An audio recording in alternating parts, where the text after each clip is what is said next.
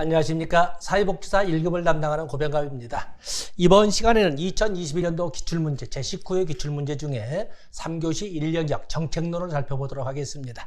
3교시 1영역에서 1번부터 25번까지 첫 번째 문제 띄워놨습니다. 첫 번째 문제를 보시면은 사회복지 정책의 원칙과 기능에 관한 설명으로 옳지 않은 것은, 자, 이거는 뭐 사회복지를 전공하는 사람으로서 당연히 기본적인 서비스 문제로 첫 문제를 장식을 했네요.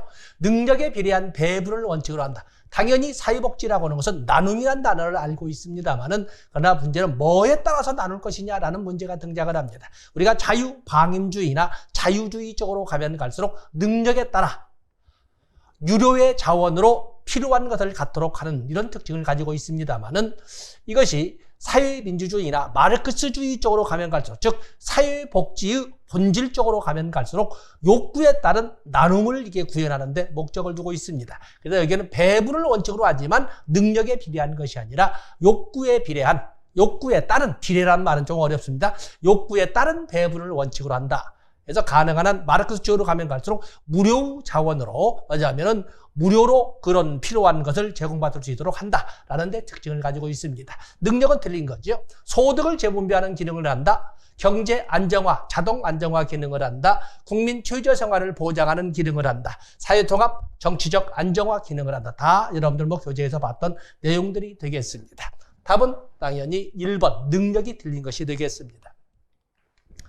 두 번째 문제로 넘어가 보시면 다음 설명에 해당하는 것은 비경합적이고 비배제적인, 비경합성, 비배제성이란 용어가 나오면, 적어도 사회과학을 공부했다면 적어도 비배제성, 비경합성이란 더 이상 뒤에 문제를 보지 않더라도 앞에 문장만 가지고도 공공재의 특성 이렇게 설명할 수가 있고, 우리가 사회복지를 공부할 적에 비배제성, 비경합성의 특징을 가진 공공재적 성격을 가진 이런 그 문장이 나오면 그냥 바로 직설, 단답하는 것처럼 왜 사회복지는 시장이 아닌 정부가 책임을 맡아야 하는가? 왜 사회복지라고 하는 것은 국가의 과업이어야 하는가 하는 문제로, 왜 시장이 맡으면 실패할 수밖에 없는가 하는 문제로 연결돼야 되는 거거든요.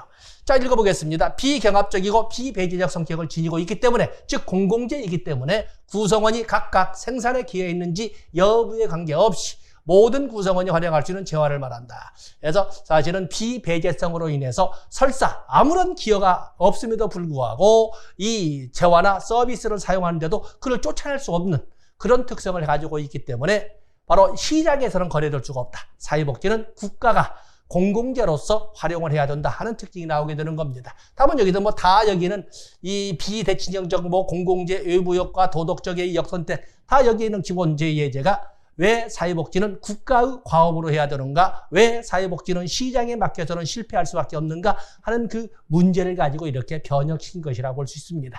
그 중에서도 공공재에 대한 성격이 되겠습니다. 답은 2번이 되겠습니다. 3번에 보시면 사회복지 정책 발달 이론에 관한 설명으로 옳지 않은 것은, 사회복지 정책은 어떻게 발달해 왔는가 하는 문제를 보통 우리가 교재를 가지고, 제 교재도 마찬가지입니다만 정리할 적에 산업화 이론, 사회 양심 이론, 또 사회 음모 이론 또는 사회 통제론이라고 그러죠. 엘리트 이론, 다원주의 이론, 또 조합주의 이론, 또 시민권 이론, 또 확산 이론, 이런 등등 다양한 사회복지 정책의 발달 이론을 정리를 합니다. 자, 먼저 사회양심론. 사회양심론은 1950년대, 즉 2차 대전 이후에 영국 사회를 이끌어갔던 하나의 기배 이념이자 사회복지 정책의 이론이 되겠습니다만, 인도주의에 기초하고 있다. 사회정책이란 구성원들의 이타주의적이고 인도주의적인 이런 마음이 모아져서 국가의 정책으로 발현된 것이다 라고 주장하는 것이 사회양심론입니다. 그래서 사회양심론 인도주의, 이타주의에 기초하고 있다. 음모이론은 사회복지 정책을 사회안정과 질서 유지를 위한 통제 수단으로 보는 이론이다. 그래서 음모이론, 사회음모론 또는 이것들 그래서 사회음모론은 음모이론을 사회통제론이라고도 설명을 합니다. 확산이론은 한 지역의 사회복지 정책이 다른 지역으로 전파되어 간다는 이론이다. 뭐 이것이 처음에 나올 적에는 그 당시에는 지리적 교통의 발달이나 인접 국가 간의 서로의 확산의 결과가 바로 사회복지 정책이다 이렇게 설명을 하고 있습니다만, 요즘에는 뭐 통신의 발달이기 때문에 훨씬 더 빨리, 훨씬 더 넓게 이렇게 번져가는 이런 특징을 볼 수가 있습니다. 그래서 이 확산이론이 있죠, 확산이론. 전파 이론이라고도 합니다. 시민권 이론, 마샬을 대표적으로 하는 이론이 되겠습니다만 사회복지 정책이라고 하는 것은 시민권 발달의 산물이다 라고 하는 걸로써 우리가 시민권 그러면 시민권은 18세기 시민혁명을 통해서 자유권, 공민권이 자유권, 공민권을 쟁취하게 되고 그리고 1830년대 차티스트 운동을 시작점으로 한 노동권 운동이나 여성 운동을 통해서 참정권을 쟁취하게 되는 것이고 20세기 들어가면서 가슴 아픈 세계대 공황 과정을 통해서 사유권, 복지권을 쟁취해가는 이런 과정의 흐름사를 볼 수가 있습니다. 때문에 시민권의 발달 과정이라고 하는 것은 자유권, 참정권, 사유권 또는 뭐 공민권, 정치권, 복지권 이렇게 표현을 바꿔 쓸 수 있습니다. 이런 순서로 발달해 가면서 지금 우리가 20세기, 지금 21세기에 살고 있는 입장에서 우리는 사유권, 복지권은 20세기에 등장한, 20세기에 쟁취한 우리의 권리라고 볼 수가 있습니다. 시민권으로는 참정권, 공민권, 사유권 순으로 틀린 거죠. 공민권, 참정권, 사유권 순으로 발전했다고 본다.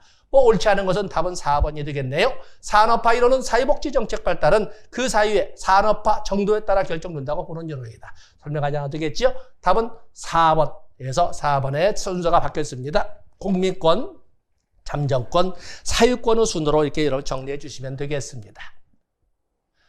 4번 문제로 넘어가 보시면 신빈민법에 관한 설명으로 옳지 않은 것은 신빈민법, 개정구빈법이라고도 합니다. 1834년에 개정구빈법이라고 하는 것은 사실은 1795년에 있었던 스피넨랜드법, 그 전에 있던 1782년에 있던 길버트법 등 소위 인도주의적 성향으로 전환된 이 사회복지 정책이 많은 문제를 야기하죠. 즉 도덕적 해이라든지 의존성 심여라든지 이런 많은 문제를 야기하다 보니까 뭔가 구빈법 체계가 잘못되었다.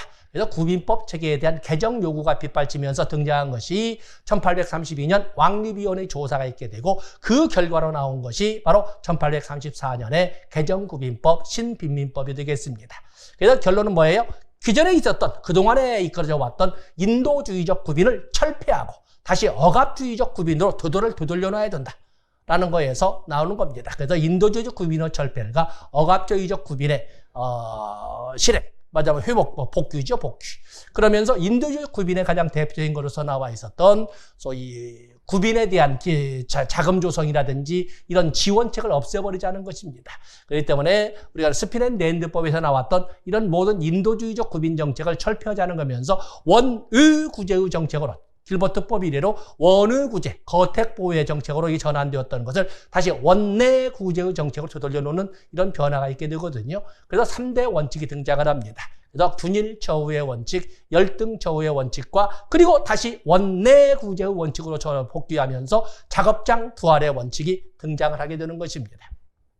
1832년 왕립위원회 조사를 토대로 34년에 제정되었다. 이거 뭐 연평 것이고 국가의 도움을 받는 사람의 처우는 스스로 벌어서 생활하는 최하위 노동자의 생활 수준보다 높지 않아야 한다는 원칙. 이게 바로 열등처우의 원칙이죠.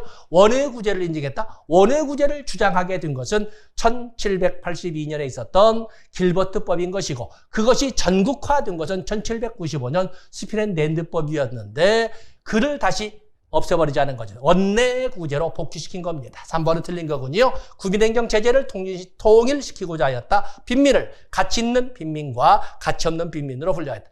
빈민을 가치 있는 빈민과 가치 없는 빈민으로 분류한다. 다시 신빈민법은 구구빈법 시스템으로 되돌리자는 것처럼 이렇게 빈민을 획일적으로 보지 않고 가치 있는 빈민, 가치 없는 빈민과 같은 이런 차별을 두었다. 그래서 이런 과정이 결국에 이것이 현실화되는 것은 이 신빈민법으로 등장한 이런 분위기는 언제 등장을 해요? 자선조직협회에서 구체화되기 시작하는 것입니다. 자, 그래서 함정은 4번에 있고 답은 3번에 있습니다. 답은 3번이 되겠습니다. 다음에 5번으로 넘어가 보시면 에스핑 앤더슨의 복지국가 유형에 관한 설명을 오는 것은 우리가 복지국가 유형, 복지화의 유형이나 복지국가 유형 그러면 가장 지금 출제위원들에게 가장 관심을 받고 있는 것은 몇 년 전부터 그랬습니다만 에스핑 앤더슨의 것이 가장 신임을 받고 있습니다. 여기 출제했지요. 에스핑 앤더슨이라고 하는 이 사람은 1900년대에 등장한 1900년대 20세기 말에 있어서 기준점을 어떻게 복지국가 유형을 나눌 것이냐라고 할 적에 그에 대하여 복지국가 유형을 여기는 것처럼 탈상품화, 또 계층화, 또 탈가족화, 뭐 이런 등등의 다양한 기준을 사용하는데 그중에 가장 대표적인 것이 탈상품화와 바로 이 계층화를 기준으로 해서 복지국가 유형을 자유주의형 복지국가, 보수주의형 복지국가, 보수주의형은 조합주의형이라고도 합니다. 그 사회민주주의형 복지국가로 이렇게 나눴던 것입니다. 자유주의 복지국가는 자산조사에 의한 공공부조의 비중이 큰 국가이다. 그래서 자유주의형은 공공부조가, 보수주의나 조합주의는 사회보험이, 그에 비해서 사회민주주의는 가능한 한 사회수당처럼 이렇게 복지정책을 소위 급여를 이게 또는 그 지원을 하자 하는 것이 있습니다. 그래서 공공부조, 사회보험, 그리고 사회수당. 보수주의 복지국가는 사회보험에 의존하지 않는다. 아니, 조금 전에 말씀드린 것처럼 자유주의형은 공공부조의 비중이 크고 그에 비해서 보수주의, 조합주의는 사회보험의 비중이 크고 그에 비해서 사회민주주의는 사회수당에 가장 가까운, 가장 보편성을 크게 강조하는 특징이 있다. 이거 틀린 거지. 사회민주주의 복지국가는 보편적 원칙과 사회권을 통한 탈상품의 효과가 크다. 탈상품의 효과는 자유주의형은 있으나마나 그리고 보수주의나 조합주의는 있는 듯 하지만 한계가 있는 것이고 그래서 사회민주주의형은 탈상품화의 효과가 가장 크다. 이렇게 보통 우리가 설명을 하고 있습니다. 뭐 답은 틀린 거지요. 기역, 니은, 니을이 되겠습니다. 답은 3번이 되겠습니다. 6번으로 넘어가 보시면 새로운 사회적 위험에 관한 설명이 아닌 것은 새로운 사회적 위험 또는 신사회적 위험 아니겠습니까? 제가 사회보장기본법을 강의할 적에 사회보장 법제론에서 본 것처럼 정책론에서 사회보장 정책을 보면 사회보장기본법에 보면은 사회보장이란 이렇게 나와 있죠. 사회보장이란 사회적 위험으로부터 모든 국민을 보호하고 삶의 질 향상을 위하여 소득과 서비스를 보장하는 사회보험, 공공부조, 사회서비스를 말한다라고 하는 제 사회보장기본법 제3조를 가지고 강조를 했습니다. 사회보장기본법이 개정되기 전에는 사회적 위험으로 5가지를 제시했었는데 그것이 개정되면서 8개로 늘어나게 됩니다. 그래서 보면은 사회적 위험, 사회보장이란 어떤 사회적 위험? 사회적 위험 보면은 출산, 양육, 노령, 실업, 노령, 장애, 질병, 빈곤, 사망 등의 사회적 위험으로부터 모든 국민을 보호하고 하면서 출산과 양육과 빈곤이 법제상 새로운 사회적 위험으로 등장을 하게 된 겁니다. 현실적으로는 또 다른 구체적인 표현을 쓰겠습니다. 한번 보겠습니다. 자, 우리가 지금 살고 있는 이 현실에 있어서 새로이 등장한 사회적 위험, 옛날에는 사회적 위험일 수가 없었던 이런 것 등이 오늘날 사회적 위험으로 인정받는 것 보면은 여성들의 유급 노동시장으로 참여 증가로 일과 가정의 양립 문제가 확산되고 있다. 그래서 일, 가정, 양립 지원에 관한 법률이 등장해서 정책으로 시행되고 있고 바로 그런 것이 특히 바로 일, 가정, 특히 그중에 양육의 문제, 애들의 문제가 아주 심각하게 자리 잡기 때문에 그를 도와주기 위해서 고용보험법에서도 당연히 육아휴직급여나 육아기 근로시간 단축급여나 또는 출산 전후 휴가급여와 같은 것이 구체화되고 있지 않습니까? 그래서 이게 확산되고 있다. 노인 인구 증가로 인한 복지 비용 증가와 노인 돌봄이 중요한 문제로 되고 있다. 노동, 뭐 설명할 건 없죠? 초고령화 사회가 되고 있으니까 노동시장의 불안정으로 근로 빈곤층이 증가하고 있다. 그렇습니다. 지금 더욱이나 코로나19로 인하여 이렇게 등장한 노동시장의 불안정 아주 심각하죠. 아주 심각합니다. 아주 심각하죠. 국가 간의 노동인구 이동이 줄어들고 있다? 아니지요. 물론 현실적으로 코로나19로 인해서 제재, 소위 질병, 전염병으로 인한 제재가 있기 때문에 그러고 있지만 지금 이거는 이 순간 2020년부터 2021년 사이, 현재 사이에 이런 국제 간 이동이 그 국가 정책, 전 세계적 분위기 속에서 국가 정책으로 금지되고는 있으나 오히려 교통의 발달로 인하여 노동인구 이동은 증가하고 있다라고 봐야 됩니다. 단지 움직이지 못할 뿐이지 전부 공항에 대기하고 있다 이렇게 보시면 됩니다. 새로운 사회적 위험으로 인한 수요 증가에 필요한 복지 재정 부족 현상이 심화되고 있다. 그래서 이 복지 재정 문제가 있습니다. 자, 답은 당연히 4번이 되겠습니다. 7번에 보시면 사회복지 정책의 가치에 관한 설명으로 옳은 것은 사회복지 정책의 가치, 무엇을 더, 무엇은 덜, 무엇을 먼저, 무엇을 나중에 선택을 할 것이냐라는 문제에서 말하자면 선호나 선택의 기준을 가치라고 하는데 사회복지 정책의 가치에서 우리가 쓰는 것은 보통 평등, 그리고 효율, 그리고 또 자유 등등을 이렇게 활용을 하고 있습니다. 평등이라고 할 때 자유와 평등과 효율 중에 뭘부터 선호할 것이냐라고 할 적에 우리는 평등 가치에 우선권을 줄 것이다 라고 한다고 평등을 선택했다. 그래도 평등은 획일적 평등이 있는 것이 아니라 절대적 수량적 평등과 상대적 비례적 평등. 그래서 절대적 평등과 상대적 평등. 또는 뭐 수량적 평등과 비례적 평등. 이렇게 비교할 수가 있고, 또 기회의 평등과 결과의 평등. 또 이렇게 나눌 수도 있는 거거든요. 비례적 평등. 비례적 평등이라는 것은 상대적 평등을 말하고 있죠.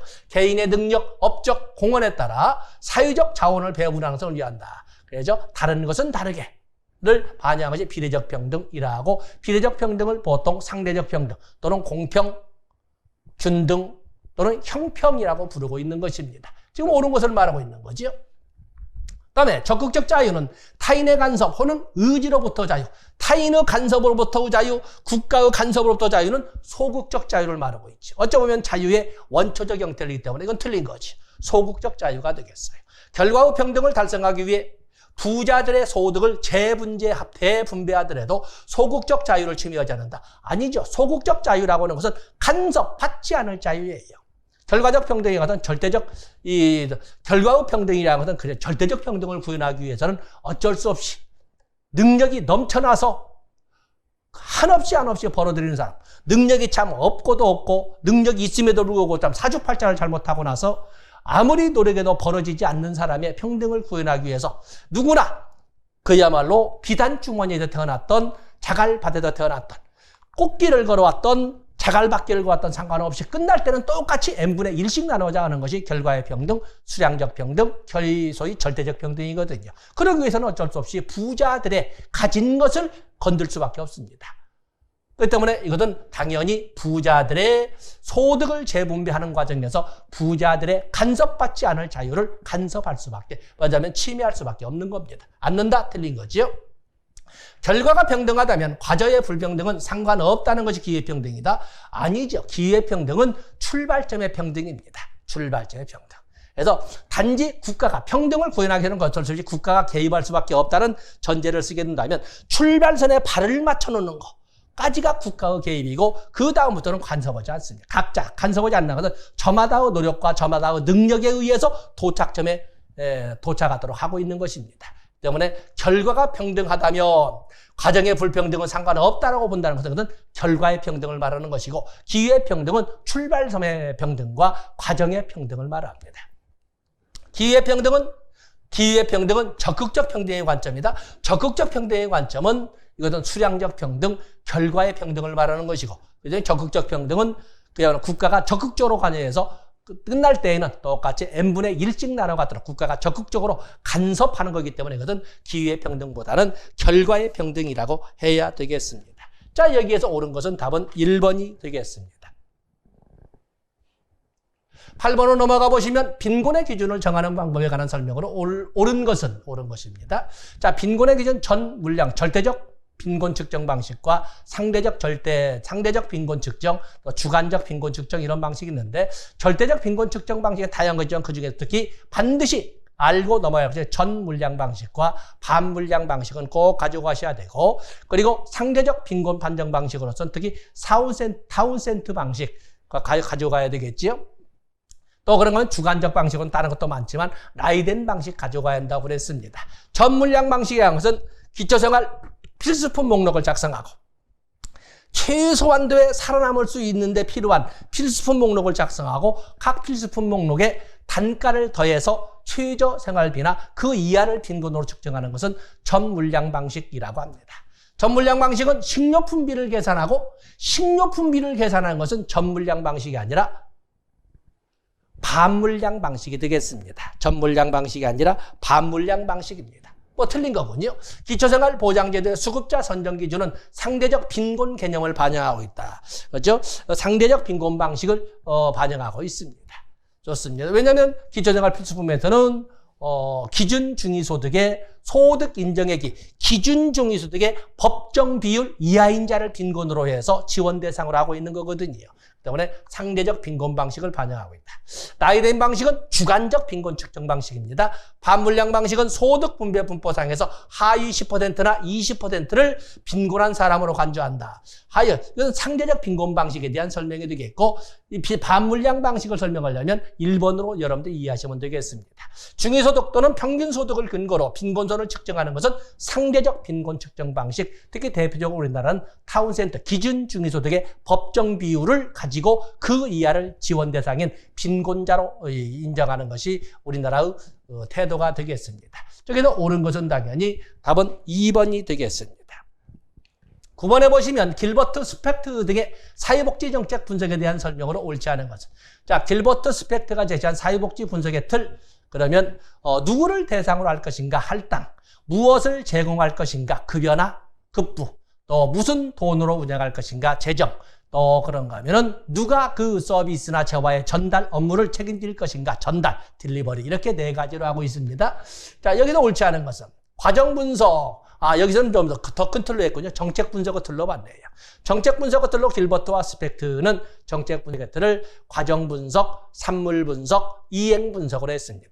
과정 분석이라고 하는 것은 절차 분석이죠. 정해진 절차를 제대로 지켰는가, 규정을 준수했는가를 분석하는 것을 과정 분석이라 하고, 산물 분석은 도대체 그 정책의 내용은 무엇인가, 조금 전에 말씀드린 누구를 대상으로 하며 무엇을 제공하며 무슨 돈으로 운영하며 누가 책임진 관리자의 역할을 하는가, 이걸 바라보는 내용을 가지고 보는 것은 산물 분석이라고 합니다. 그에 비해 이행 분석은 사실상 성과 분석의 개념을 가지고 해석하시면 됩니다.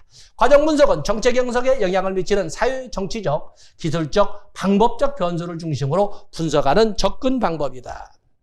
그렇습니다. 사회정책의 과정에서 도대체 어떠한 영향 변수들이 외계 변수나 개입 변수가 있었는가를 보자는 것입니다. 산물 분석은 정책 선택에 관련된 여러 쟁점을 분석하는, 정책 선택에, 그렇죠. 산물 분석은 선택을, 누구를 대상자로 선택했느냐, 무엇을 줄 것으로 선택했느냐, 무슨 돈을 지원 대상으로, 맞으면 지원의 도구로 선택했느냐, 선택에 관련된 문제는 무조건 산물 분석입니다. 성과 분석은 실행 정책이 나온 결과를 기술하고 분석하는 접근만 말을 이렇게 썼군요. 결국에 성과 분석, 이해 분석은 결국에 산출도를 가지고 분석하는 것을 말합니다. 산물 분석은 할당, 급여, 전달, 재정 체계로 구분하여 분석한다. 좋습니다. 과정 분석은 연구자의 주관을 배제해야 된다.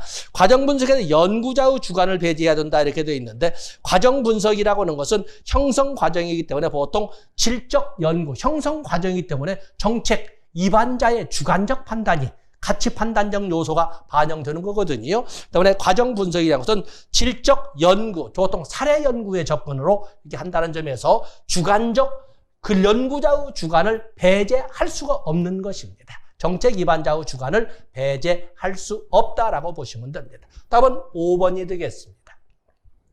10번으로 넘어가 보시면 사회보험제도의 급여 형태에 관한 설명으로 옳지 않은 것은, 우리가 사회보험이라고 하는 5대 프로그램이 있지 않습니까? 국민연금, 건강보험, 고용보험, 산재보험, 노인 장기요양보험이 있지 않습니까?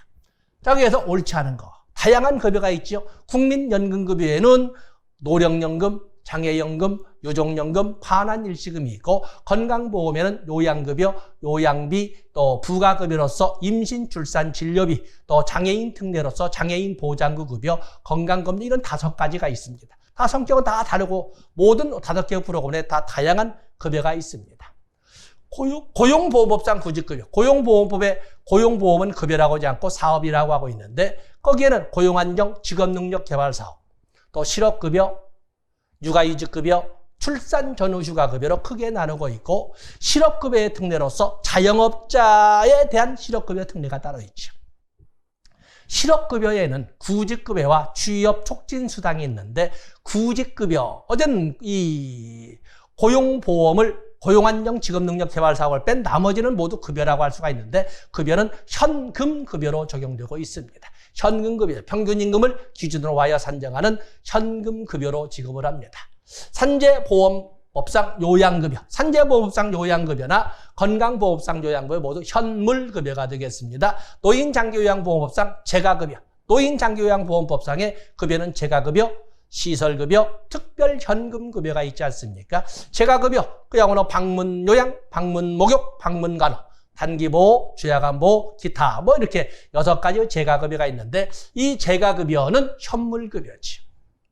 왜냐하면 벌써 시설급여를 넣으면 특별 현금급여가 있지 않습니까? 때문에 재가급여나 시설급여는 현물급여가 되겠어요. 국민연금법상에 있는 4개의 급여는 모두 현금급여가 되겠습니다. 그렇기 때문에 국민연금법상 노령연금은 이렇게 되어 있죠. 노령연금은 현금급여이다.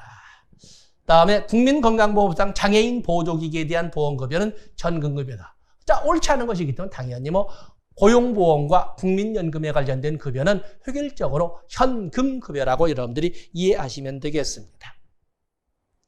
답은 1번이 되겠어요. 11번에 보시면 선별주의에 근거한 제도에 해당하는 것을 모두 고르면 우리가 사회복지의 운영 이념 그러면 선별주의와 보편주의가 있어요. 선별주의는 도움이 필요한 사람만을, 보통 도움이 필요한 사람만을, 클라이언트만을 대상으로 할 때에는 선별주의가 되는 것이고, 그에 비해서 보편주의는 전 국민을 대상으로 한다면 보편주의라고 합니다. 장애인연금은 누구를 대상으로 해요? 장애로 인하여 생활이 어려운 중증장애인을 대상으로 합니다. 물론 18세 미만이란 18세 이상 이런 연령도 있지만 어쨌든 여기는 모든 장애인을 대상으로 하는 것이 아니라 장애인 중에서도 장애로 인하여 생활이 어려운 그 생활이 어려운 장애인 중에서도 중증장애인을 대상으로 하는 선별 과정을 거치게 됩니다.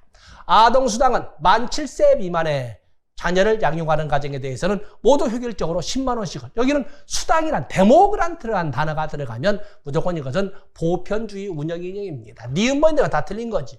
니은 다 틀린 거지. 답은 뭐 보나마나 3번이군요. 기초연금 누구를 대상으로 해요? 모든 노인이 아니라 65세 이상의 노인으로서 선정 기준액 이하, 그중에 65세 이상 중에 70%가 수급자가 되게끔 이렇게 선정 기준액을 정합니다만은 모두를 주지 않습니다. 의료급여도 마찬가지죠. 공공구조의 7개의 급여 중에 의료급여 아닙니까? 당연히 선별주, 기역, 디귿, 리을, 답은 3번이 되겠습니다. 12번에 보시면 사회복지 전달체계에 대한 설명으로 옳은 것을 모두 고른 것은, 자, 사회복지 전달체계가 있습니다. 공급자, 수요자가 가족기구를 매개로 상호작용하는 것을 원칙으로 한다. 사회복지라고 하는 것은 욕구를 반영하여 이렇게 나오는 거거든요. 전문가의 분석, 욕구를 가지고 하는 것이지 가격기구를 매개로 하는 것은 이것은 시장기구가 되겠습니다. 시장기구. 공급자와 수요자를 이어주는 매개체 역할을 한다. 그렇죠? 사회복지 전달체계 매개체. 사회복지 전달체계에는 공공 전달체계와 민간 전달체계가 있지 않습니까? 그런 것처럼 여기에서 여기 가격기구란 말은 시장, 기업보다는 무조건 틀린 겁니다. 뭐 여기는 2번, 3번, 5번이 있군요.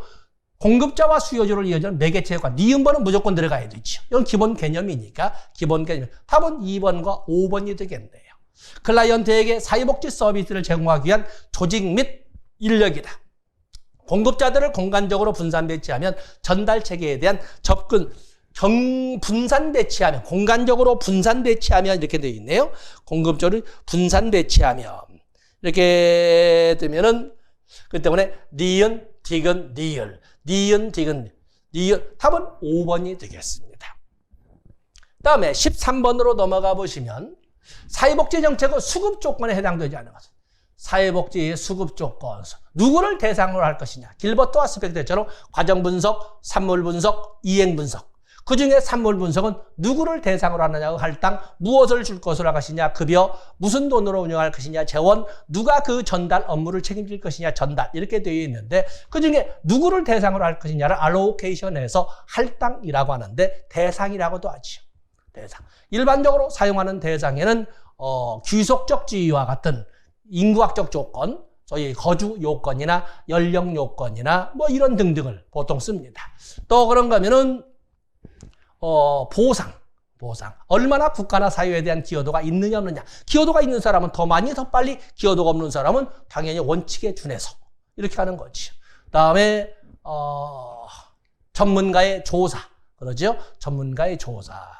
때문에 보통 사회 서비스, 특히 장애인 복지에서 많이 드는 것이 바로 그거 나와 있죠. 그래서 보통 전문가의 조사를 우리는 진단이라고 하지 않습니까? 그런가 하면 경제적 여건 조사를 통해서 밝혀진 자만을 대상으로 해야 한다고 하는 것은 자산 조사라고 합니다. 연령, 인구학적 조건, 자산 조사, 기여 여부, 이건 보상이죠. 진단표. 최종 학력은 지금 시대에, 이건 제가 시간을 너무 많이 썼네요. 답은 5번이 되겠습니다. 14번에 보시면 사회복지 정책의 재정에 관한 설명으로 옳지 않은 사회복지 정책의 재정에는 공공재원과 민간재원으로 나눠볼 수가 있는데 공공재원에는 조세, 또 조세도 아니면서 조세로 인정받는 사회보장성 조세라고 하는 사회보험료, 또 조세 비용 이런 세 가지를 들고 있고 또 민간재원으로서는 당연히 사회복지 공동모금회 또는 기업의 복지기금 또 그런가 하면은 뭐 자발적 기여금 뭐 이런 등등 또 그런가 하면은 건강보험이나 노인장기요양보험 하물며 의료급여에 되어 있는 본인 부담금 이런 것 등이 민간재원의 역할을 하고 있습니다. 한국의 사회복지 정책의 재원은 주로 민간 기부금에 의존한다? 아니죠. 우리나라의 사회복지 정책은 주로 공공재원에 의존합니다. 공공재원, 특히 사회보험은 당연히 사회보험료를 중심으로 하되 조세, 사회보장성 조세, 조세 비용을 주된 재원을 합니다. 사회복지 재정이 수행하는 기능 가운데 하나는 소득 재분배다. 그래서 사회복지 재정이 수행하는 그것은 사회복지 재정뿐만 아니라 사회복지가 수행하는 기능에는 바로 이런 것처럼 소득 재분배 기능 또는 경제의 자동, 시장의 자동 안정화 기능, 정치 안정화 기능 등등등 다양한 기능을 수행하지 않습니까? 조세가 역진적일수록 소득 배분배 기능이 크다? 아니죠. 조세가 누진적일수록. 그렇기 때문에 공공재원 중에 조세는 사회보장성 조세보다 소득 재분배 기능이 크다. 왜? 누진성이 크기 때문에 이렇게 설명하고 그러면 사회보장성 조세인 사회보험료는 역진성을 부정할 수 없기 때문에 가진 자에게 유리한 제도라고 비난을 면키 어렵다. 이렇게 설명하고 있는 거거든요. 한국의 조세 부담률은 OECD 회원 국가의 평균치보다 조세 부담률은 낮다고 이렇게 여기에는 낮다고 되어 있는 거죠. 다음에 사회복지 재원으로서 이용료는 연동제보다 정액제일제의 소득 재분배 효과가 크다. 자, 이것은 모두 바뀌어져 있다라고 여러분들이 보고 넘어가시고 참고자료 넉넉히해서 여러분들이 참조해 주시면 되겠습니다.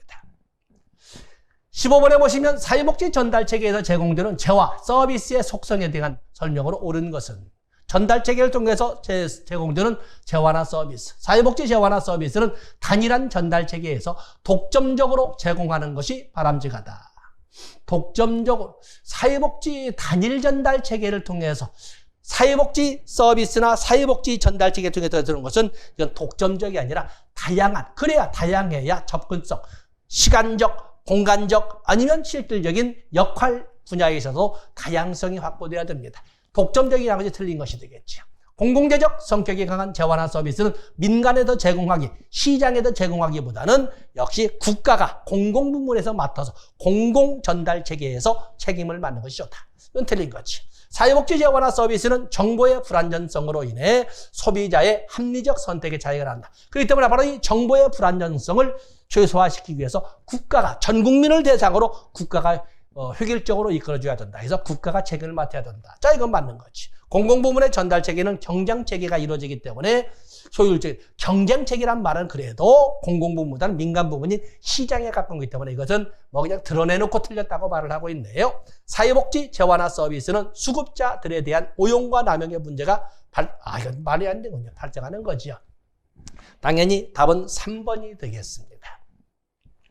16번에 보시면 자활지원사업에 관한 설명으로 옳지 않은 것은 자활지원사업은 1999년에 국민기초생활보장법이 제정되고 2000년 10월 1일부터 시행되면서 자활지원사업, 자활사업이 자활이라는 단어가 딱 정책으로 등장을 하죠. 옳지 않은 것은 옳지 않은 것은 자활급여는 근로능력이 있는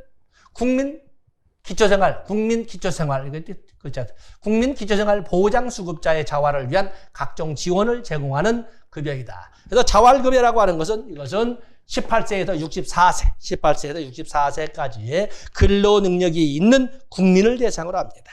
때문에 근로능력이 있는지 없는지를 판단하는 것은 말씀드렸죠. 국민연금공단에서 100점 만점으로 판정한다고 그랬습니다. 자활기업은 조합 또는 부가가치세법상의 사업자로 한다. 그렇죠. 사업자로 합니다. 자활기업은 이렇게 해서 조합이나 부가가치세법상의 사업자로 한다. 좋습니다. 또 설립은 종래와는 달리 혼자 한 1인이라도 설립은 할 수가 있으나 구성원은 반드시 2명 이상이어야 한다라는 것을 알아주시면 되겠습니다. 자활기관 협의체의 구성 및 운영 등에 필요한 사항은 보건복지부령으로 정한다. 자, 여기는 놔두시고 자활기관 협의체라고 협의체라고 하는 것은 시장, 군수, 구청장이 효율적 추진을 위하여 상시적 협의체로 만드는 거기 때문에 이것을 대통령령까지 갈 것은 아니거든요. 자산 형성 지원으로 형성된 자산은 수급자 후 소득 환산액 산정 시 이를 포함한다. 자, 이게 바로 좀 난이도가 높게 해서 마치 법제론처럼 출제가 된 것이 되겠습니다. 또 지원으로 형성된 자산은 수급자의 재산의 소득 환산액, 소득 인정액은 제 소득 평가액 플러스 재산의 소득 환산액을 합천 금액으로 하지 않습니까? 근데 재산의 소득 환산액에 포함시키지 않는다라는 것이 있습니다. 법 규정에서 법제론처럼 문제가 출제됐다. 그래서 난이도가 좀 있었던 문제가 바로 16번이 되겠습니다. 지역자활센터는 참여자의 자활 의욕 고취를 위한 교육을 행한다. 포함하지 않는다. 답은 4번이 되겠습니다. 17번에 보시면 아동학대 예방 및 방지에 관한 설명으로 옳은 것을 모두 고르면 아동학대를 예방하고 수시로 신고를 받을 수 있도록 아동보호 전문기관은 긴급전화 1391을 설치하여야 한다. 당연히 기속행위를 할 수가 있습니다. 다음에 아동학대 예방과 방지에 관한 관심을 높이기 위하여 아동학대 예방의 날을 지정하였다. 아동학대 예방의 날 여러분 아시죠? 1119. 다음에 지역 아동보호 전문기관은 아동학대 신고 접수 현장 조사. 좋습니다. 다음에 아동보호 전문기관의 장은 피해 아동의 가정에게 상담 교육 및 의료적, 심리적 치료에 대한 비용을 해야 된다. 자, 이렇게 되어 있는데, 어떤 이 문제는 그냥 삭제하십시오. 삭제하시면 됩니다. 왜냐하면 법률 개정 절차를 통해서 다 이런 내용들이 다 삭제됐거든요. 그렇기 때문에 17번은 아예 처음부터 보지 말고 넘어가시면 됩니다.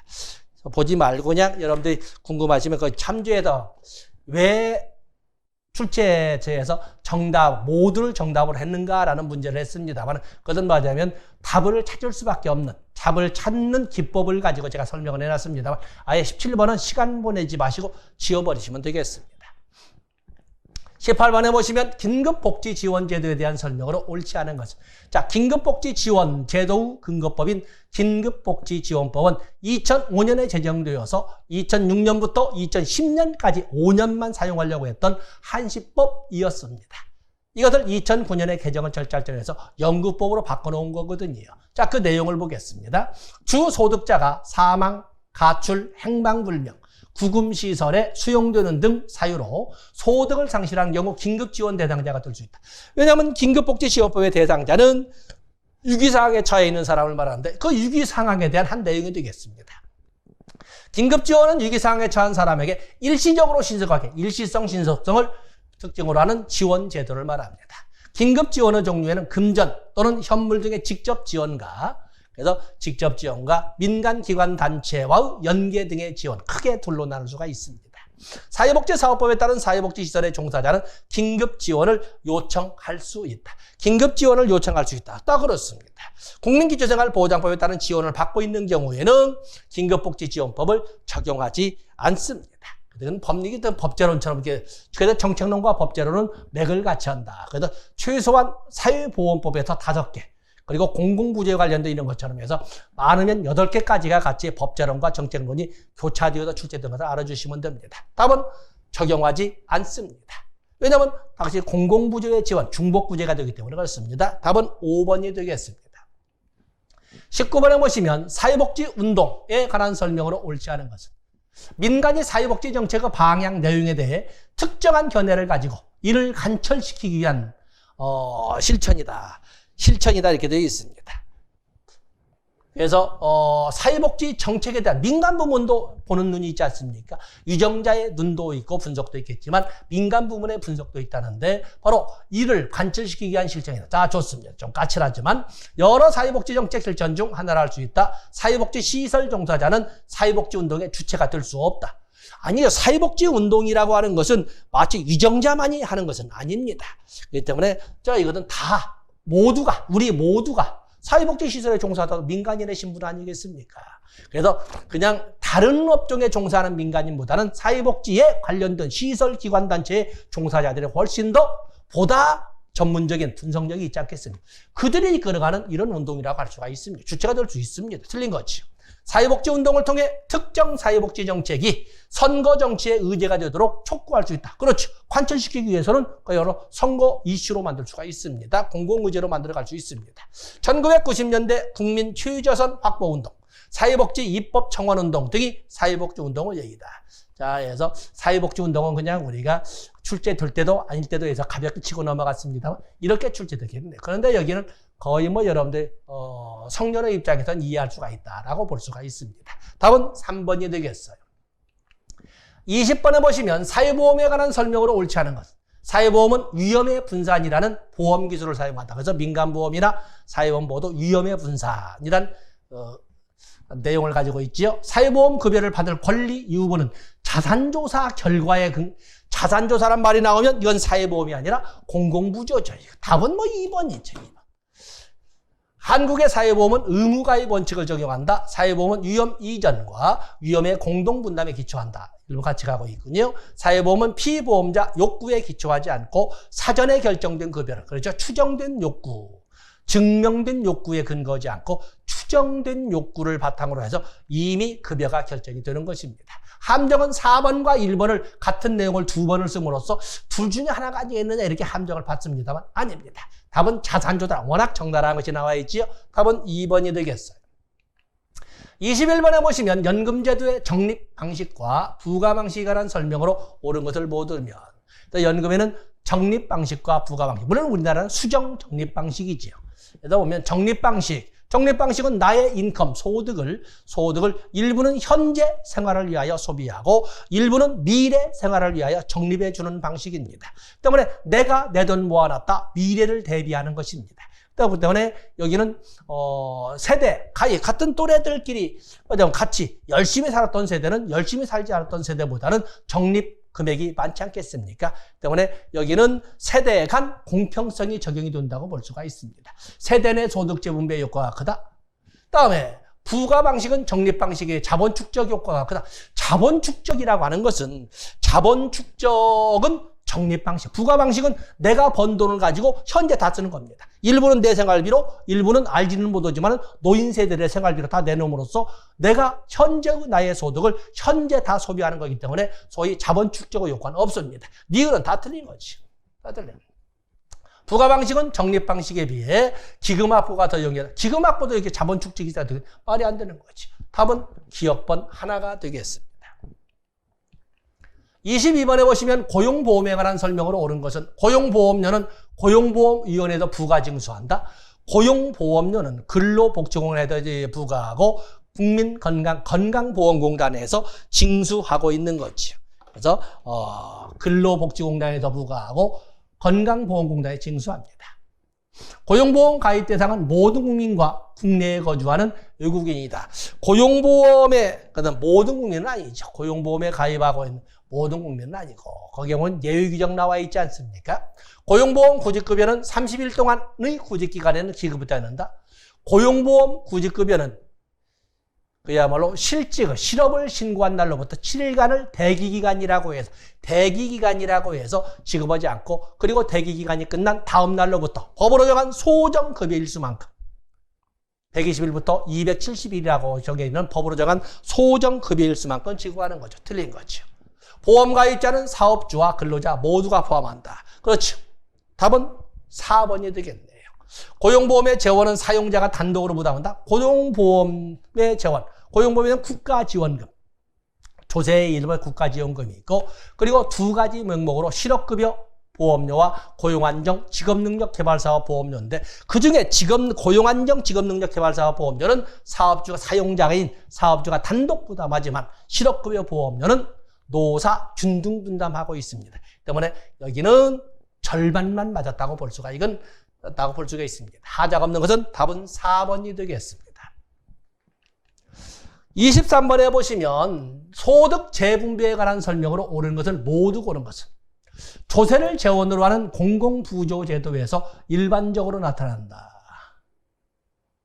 사회적 취약계층을 대상으로 하는 사회복지 서비스는 수직적 재분배 효과가 크다.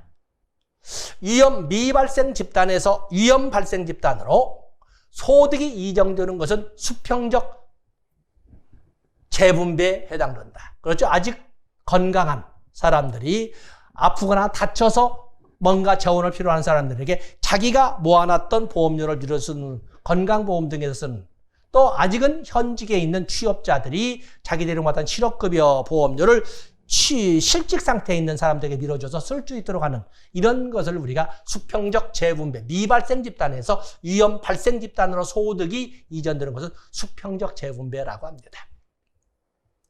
재원 조달 측면에서 부조 방식이 보험 방식보다 재분배 효과가 크다. 부조 방식, 그렇죠?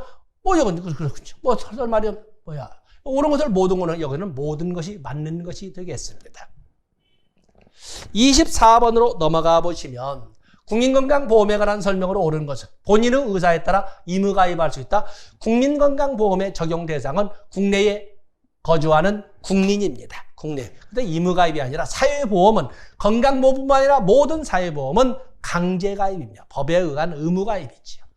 조합방식 의료보험제도가 통합방식으로 전환되어 국민건강보험으로 변경되었다. 그렇죠? 우리가 의료보험에서는 조합주의였어요. 다자보험자주의였는데 2000년부터 건강보험제도가 구체 현실화되면서 통합주의로, 전면 통합주의, 전면 단일보험자주의로 바뀌게 된 거죠. 맞습니다.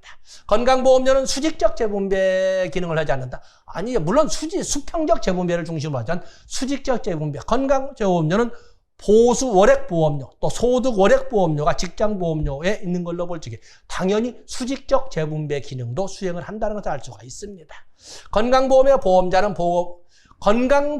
보험자는 단일 보험자죠. 국민건강보험공단이 되겠습니다. 직장가입자 보험료는 평균 보수 월액의 보험료를 곱하여 얻은 금액이다. 직장가입자의 보험료는 보수 월액 보험료만 있는 것이 아니라 소득 월액 보험료도 있습니다. 그래서 평균 보수월액도 아니고 보수월액 곱하기 보험료율, 또 그런가 하면 소득월액 곱하기 보험료율을 해서 얻은 금액을 보험료로 내야 됩니다. 틀린 거지.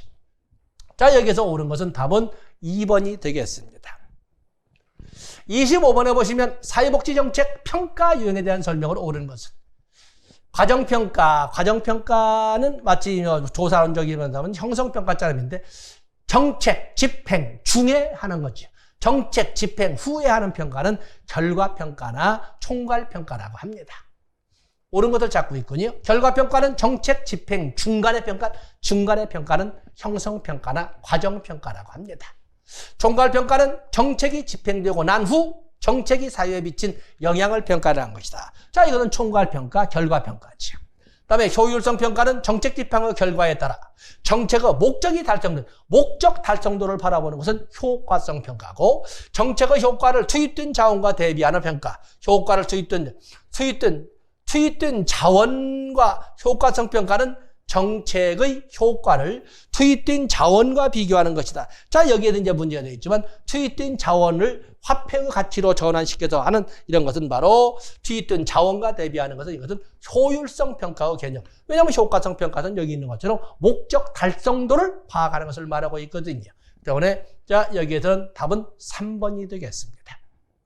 그래서 이번 정책론에는 아주 생소한 이런 함정 문제가 나와 있고, 그리고 법제론과 겹쳐서, 그리고 법제론에서도 다루지 않았던 문제를 정책론에 넘겨서 출제했다는 점에서 약 2문제에서 3문제 정도가 많은 분들을 좀 괴롭히지 않았을까, 이렇게 보고 있습니다. 자, 이 시간 여기까지 하겠습니다. 고맙습니다.